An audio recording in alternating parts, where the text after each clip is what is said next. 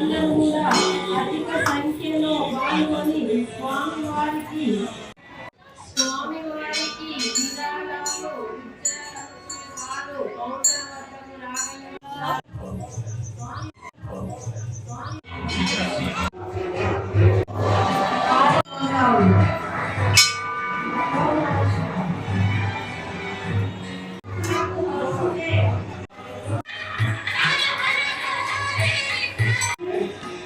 మన ఆలయంలో ఏదో స్కూటీ కీస్ పడిపోయినాయంట.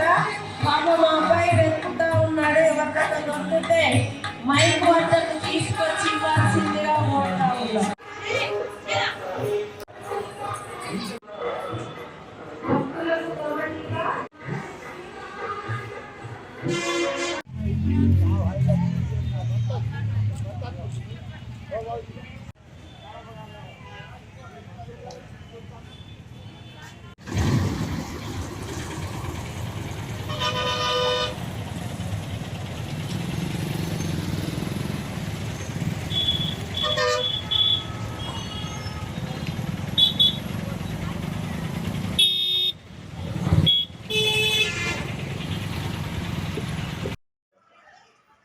నేడు రథసప్తమిని పురస్కరించుకొని ఇందూరు పట్టణ ప్రజలకు ముఖ్యంగా రథసప్తమి శుభాకాంక్షలు.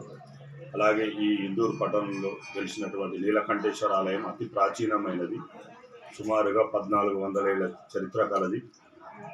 ఇంతటి ప్రాముఖ్యత కలిగిన ఈ శివాలయానికి నేడు రథసప్తమి సందర్భంగా మేము మా దేవాలయ శాఖ తరఫున ఇతర శాఖల సమన్వయంతో ఏర్పాట్లను చేయడం జరిగింది.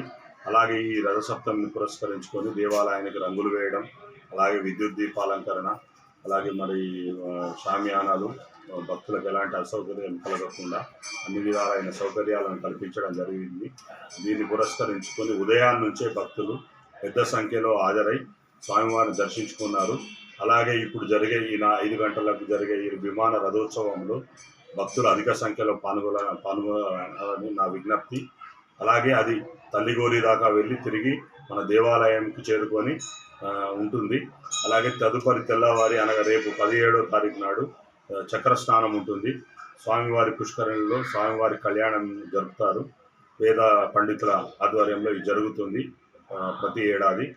అలాగే ఎవరైనా ఈ 2 రోజులు దర్శనం చేసుకోలేని వారు ఉంటే మిగతా ఒక 10 రోజుల వరకు మేము ఈ రథాన్ని బయట ఉంచుతాము. వారు మొక్కులు తీర్చుకోవచ్చు.